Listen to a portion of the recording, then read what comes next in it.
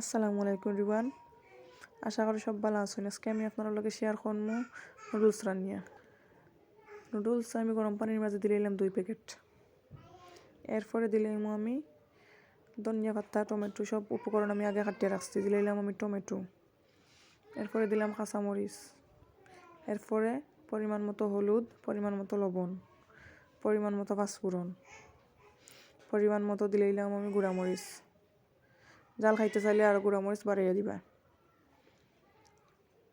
এরপরে আমি দিমু 2 চামচ সয়া সস দিলাম। এরপরে দিলাম আমি টমেটো সস দিলাম। টমেটো সস দেওয়ার পরে একটা ডিম দিলাম আমি। ডিমটা আপনারা আলাদা ভাঙ্গে দিলে ভালো হইব। আমি কেন একখানা মিক্স করিয়া গোল করছি। এরপরে দিবা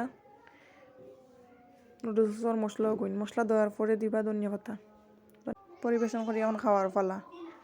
দেখার লাগে ধন্যবাদ। আসসালামু আলাইকুম।